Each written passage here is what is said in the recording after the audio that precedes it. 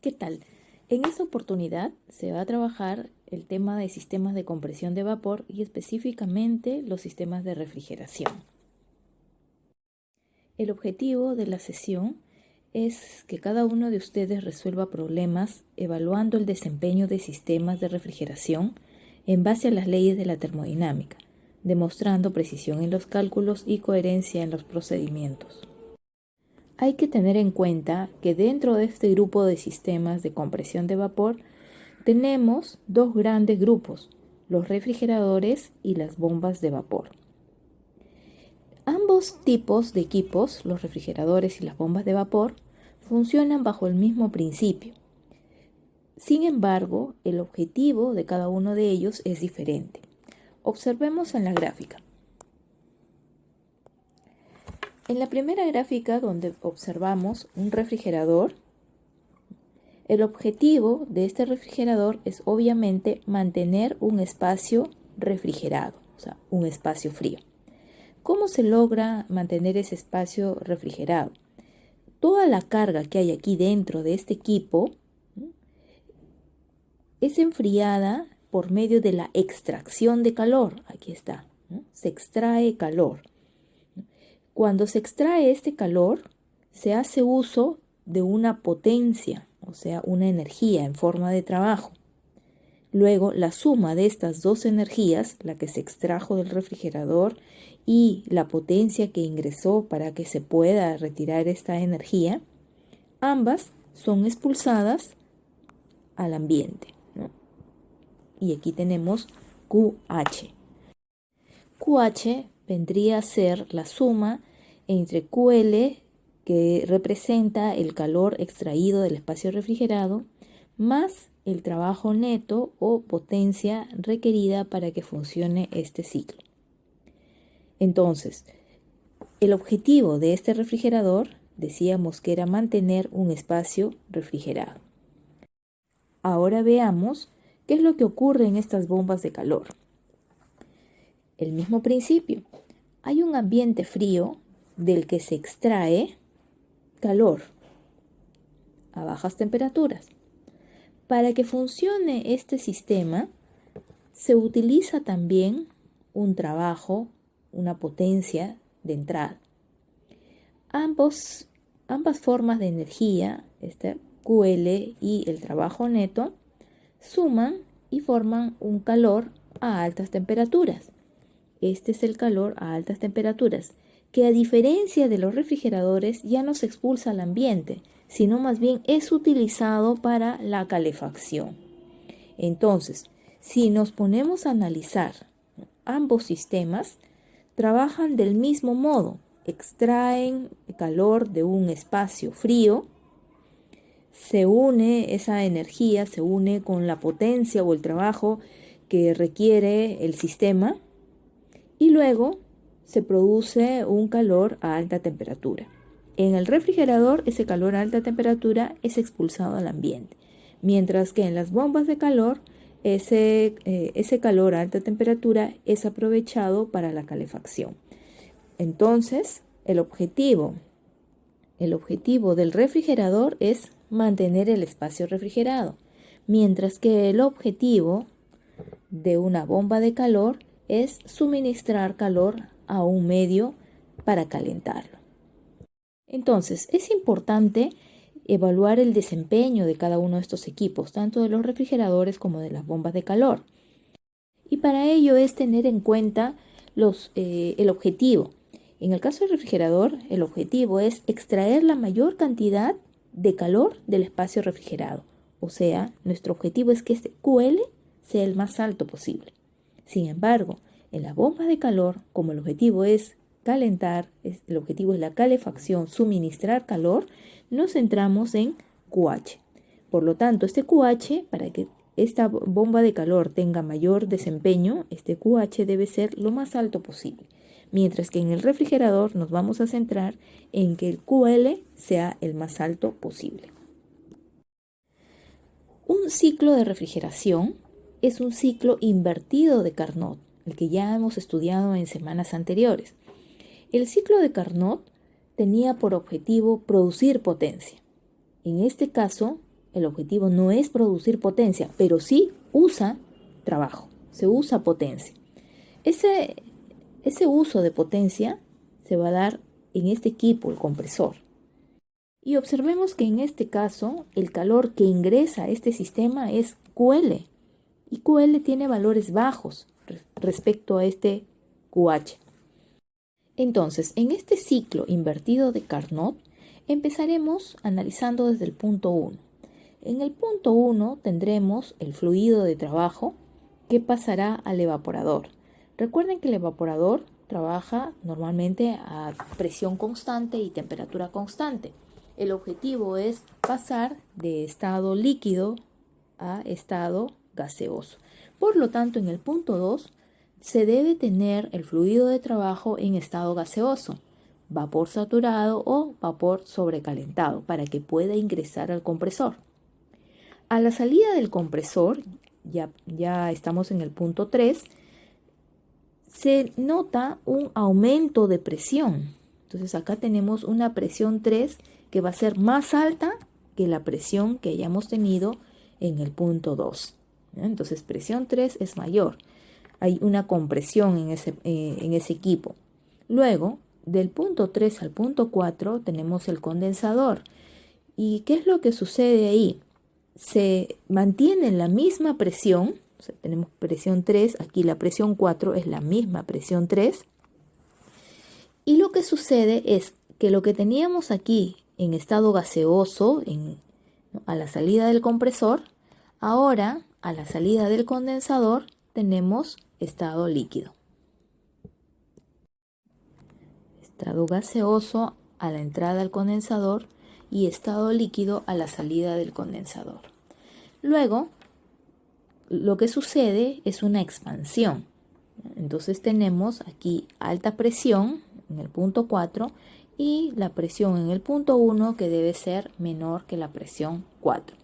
Entonces, si observamos este ciclo invertido de Carnot, tiene dos equipos, turbina y compresor, con funciones, ¿no?, digamos que a la inversa, ¿no? El compresor eleva la presión, mientras que la turbina disminuye la presión o genera una expansión. Y en el caso del condensador y el evaporador cambia de estado, de líquido a gaseoso, al fluido de trabajo, mientras que el condensador hace lo inverso, pasa de estado gaseoso a estado líquido al fluido de trabajo. Estas serían las etapas representadas de los equipos que hemos visto en la diapositiva anterior. Del punto 1 al punto 2 tenemos el evaporador. Esto sucede a presión constante, miren, por eso está en una línea horizontal, es una presión constante y además temperatura constante, ¿ya?, del punto 1 al punto 2. Del punto 2 al punto 3 vimos que era un aumento de presión y por lo tanto también va a aumentar la temperatura. En este caso teníamos suministro de potencia o de trabajo para el compresor. Y como podemos observar en esta gráfica, este ciclo se trata de un proceso ideal, donde tenemos el punto 2 y el punto 3 con la misma entropía. Entonces tenemos un compresor, en este caso compresor isentrópico. Lo mismo sucede del punto 4 al punto 1, que representa la turbina. La turbina libera trabajo, ¿no? Pero en este caso también estamos refiriéndonos a una turbina adiabática o una turbina isentrópica, es decir, un proceso ideal. Y bueno, del punto 3 al punto 4 tenemos el condensador.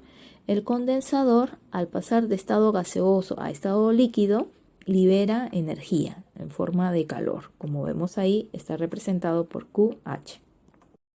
Recordemos el tema de la segunda semana respecto a las propiedades de las sustancias puras. En este caso, cuando nosotros tenemos este tipo de diagramas, observen las líneas punteadas, representan procesos isobáricos. Eso quiere decir que todo este proceso se da a una misma presión. Y si nosotros vamos a tener una línea, ¿no?, más arriba, vamos a tener una presión más alta y por lo tanto una temperatura más alta. En las diapositivas anteriores habíamos visto que en ese ciclo invertido de Carnot teníamos una turbina. Eso era para poder balancear el ciclo, donde tenemos por un lado una compresión y en el caso de la turbina la expansión. Sin embargo, un ciclo de refrigeración sería complicado tenerlo con una turbina acondicionada, ¿no? Además del resto de equipos. Para eso, esta turbina, que tiene la función de bajar la presión, o sea, lograr una expansión, simplemente se reemplaza por una válvula de expansión o también por un tubo capilar. Entonces, este ciclo ideal de refrigeración, recuerden, cuando nos hablan de ciclos ideales, estamos hablando de trabajo para el compresor isentrópico. Entonces, recordemos temas anteriores. Si voy a partir aquí en el punto 1, probablemente aquí en el punto 1 tenga una temperatura 1 o una presión 1. Y recuerden que aquí en el punto 1 debemos nosotros tener el fluido de trabajo en estado gaseoso. Puede encontrarse como vapor saturado o como vapor sobrecalentado. Recordemos que para vapor saturado nos basta con una sola propiedad, la temperatura o la presión. Sin embargo, si se trata de vapor sobrecalentado, ahí sí debemos utilizar estos dos valores, temperatura y presión. ¿Para qué? Para poder hallar la entalpía con esos datos de temperatura y o presión. Además de encontrar la entalpía, vamos a anotar también la entropía. Es muy importante, siempre sean ideales o ciclos reales, tener en cuenta esta entropía. ¿Por qué? Porque ya que el compresor es isentrópico, entonces aquí, a la salida del compresor, la entropía 2 será igual a la entropía que hemos encontrado en el punto 1. Otra cosa que es importante anotar, si me dan en el problema flujo másico, ok, pero si me dan a mí volumen, o sea, estoy hablando de metros cúbicos por segundo, es importante convertirlo a masa, unidades de masa. ¿Y cómo lo vamos a hacer? Si tenemos metros cúbicos por segundo, pues nos vamos a ayudar de la propiedad, ¿no?, que es el volumen específico. ¿Por qué el volumen específico? Porque el volumen específico está dado en metros cúbicos por kilogramo. Entonces aquí vamos a aprovechar también en anotar el volumen específico, si es que a nosotros nos dan volumen. ¿Ya? Entonces ahí hacemos la conversión a kilogramos. Bueno, en el punto 2 es probable que nos den el dato de presión o temperatura. Mayormente nos van a dar la presión en el condensador o la presión a la que sale del compresor. Entonces ahora vamos a tener dos datos, presión y entropía. Recuerden que en el punto 2, ya que tenemos alta presión, más presión que en el punto 1, que debía estar mínimo como saturado, aquí de hecho vamos a tener el fluido de trabajo como sobrecalentado. Entonces, lo que yo debo encontrar aquí es entalpía 2.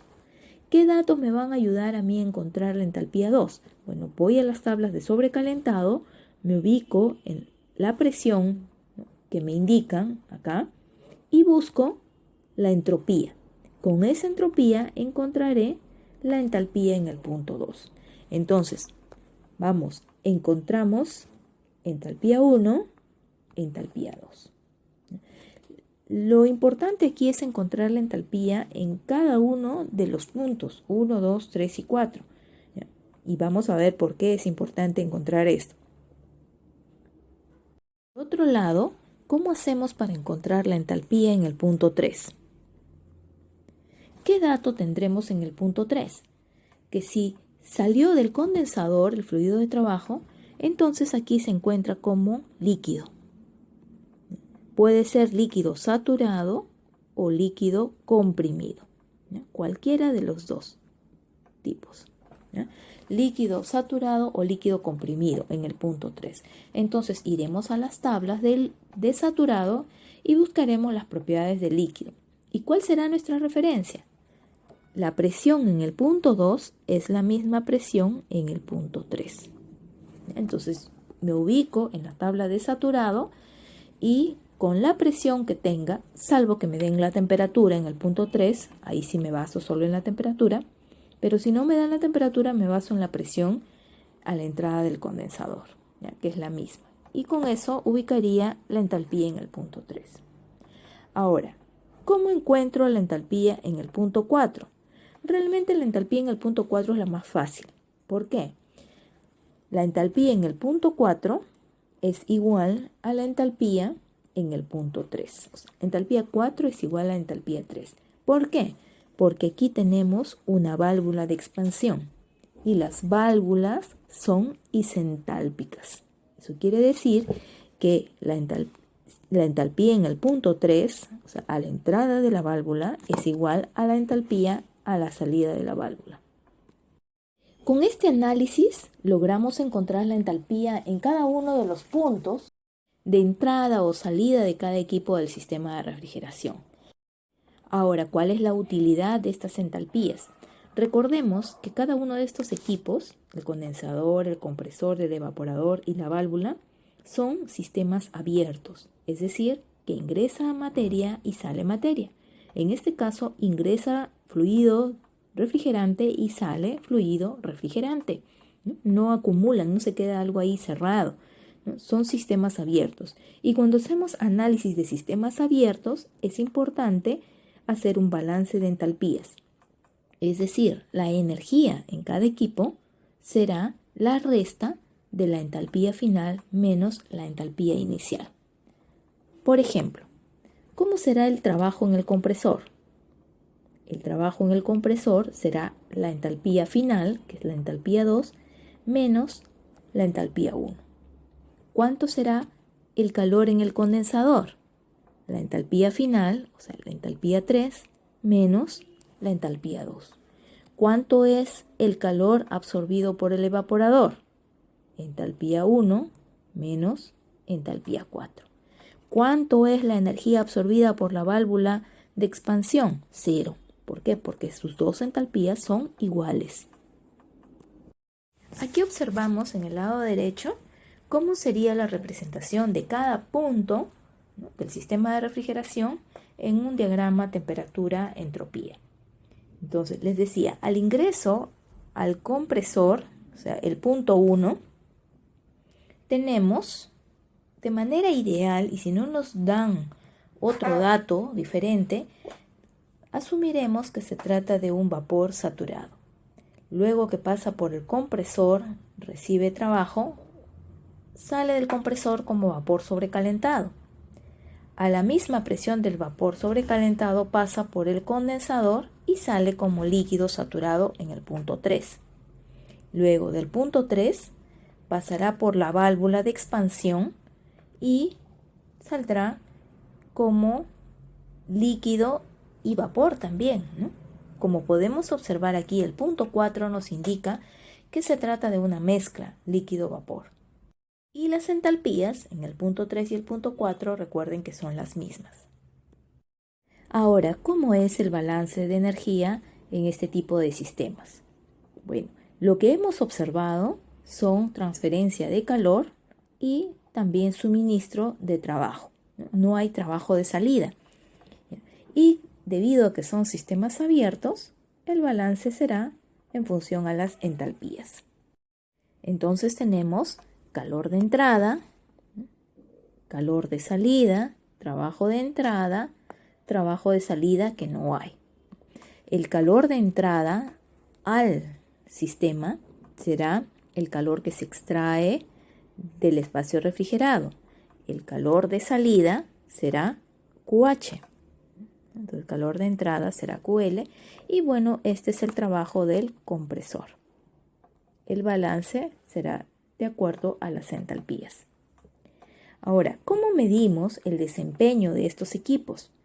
El desempeño se mide, les decía en diapositivas previas, que depende del objetivo o de la función de estos equipos. En el caso de un refrigerador, ¿no?, El coeficiente de desempeño, COP, para el refrigerador es cuánto se enfría, cuánto calor se extrae del espacio refrigerado, es decir, QL, en función a la potencia que utiliza el compresor. Mientras que en el caso de las bombas de calor, tenemos el objetivo de estas bombas es calefacción, o sea, producir calor a alta temperatura. Entonces, el desempeño de estas bombas de calor será cuánto calor se suministra a un espacio caliente o para calentarlo en función del trabajo utilizado o la potencia utilizada por el compresor. Cada uno de estos términos, QL, QH o el trabajo neto, sabemos que lo representamos o lo determinamos en función de las entalpías. ¿Qué entalpías? La entalpía final menos la entalpía inicial en cada equipo.